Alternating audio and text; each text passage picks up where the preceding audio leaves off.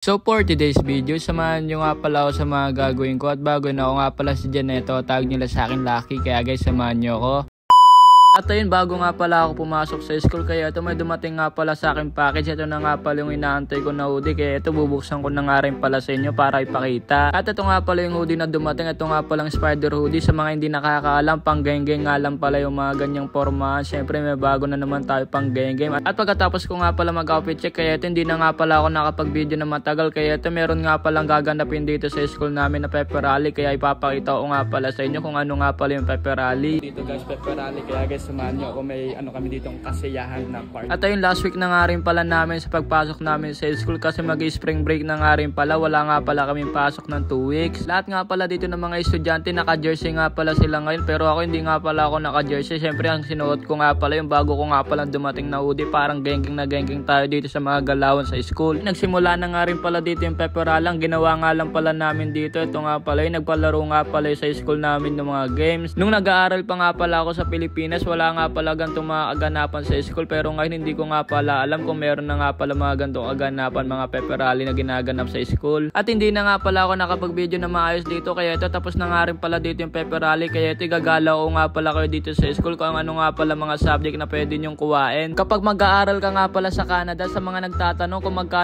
magkano nga daw yung international student dito sa Canada na mag-aaral. Ang pagkaalam ko may $20,000 nga pala, tapos ang dami nga pala mga international student dito, yung mga nag-aaral, mga taga-ibang bansa nga rin pala sila. Tignan mo guys, hindi ko pa naayos yung buhok ko. Ang aga ko pumunta dito sa school, dinaig ko pa yung principal. Yung principal, nag-aasikaso pa lang ako. Nakapunta na ang hairstylist program. So, dito, ito yung mga mga estudyante nagugupit sila dyan. Then, one time nagpagupit ako dyan.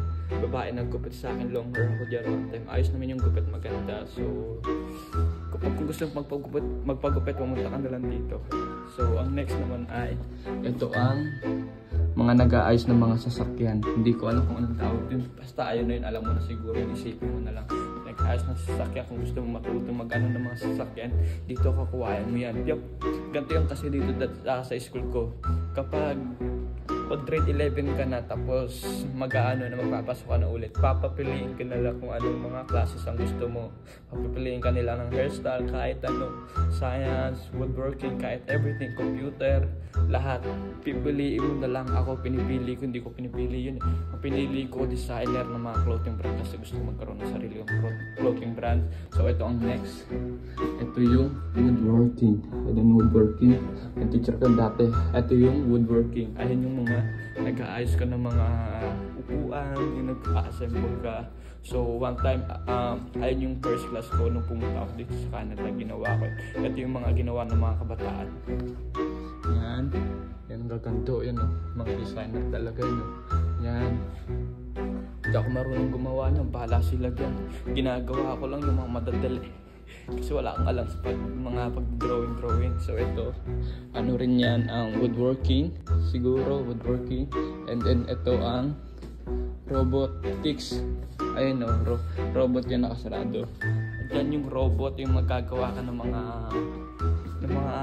robot, may mga ganun mga yun. Tsaka mag-invent ng mga ganun. Pero hindi ko alam yung mga hindi. Wala akong kinuwang mga ganyan. At ayun, pagkatapos ko nga pala ipakita sa inyo yung mga ginagawa namin dito sa school. Kaya ito ang classes ko na nga rin pala dito. Itong food. At ang ginagawa nga pala namin dito, gumagawa nga pala kami ng tinapay dito. Pero hindi ko nga alam pala yung tinapay na ginagawa namin. Tapos na gawin yan, lulutuin na namin. Titikman na natin yung pagkain natin kung masarap pa yan. Ginawa namin yan.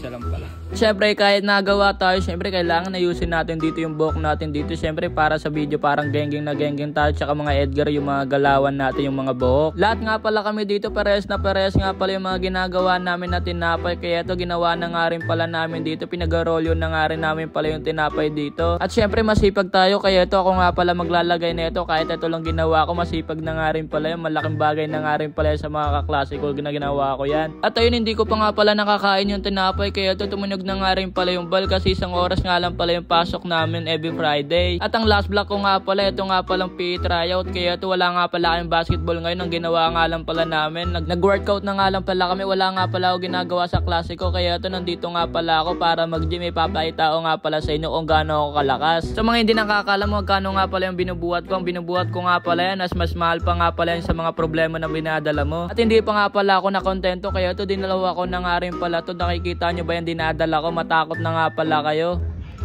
Parang matatanggalan ako ng buto nung pagka buhat ko na matatanggalan ako ng buto. 25 pounds lang yun, tanggal buto ko. Siyempre hindi nga pala ako makokontento dito pag hindi ko nga pala to binuhat. Siyempre magpapakitang gilas nga pala ako sa inyo kung gaano nga pala ako kalakas. Ipapakita ako sa inyo. At siyempre ipapakita ko na nga pala sa inyo kung gaano nga pala ako kalakas. Tignan nyo naman ako dito, binubuhat ko nga lang pala siya nandito na mabilisan. At siyempre susubukan nga rin pala natin to. Kaya to guys, hanggang dito na lang. Don't forget to follow and share. Thank you for watching. Bye!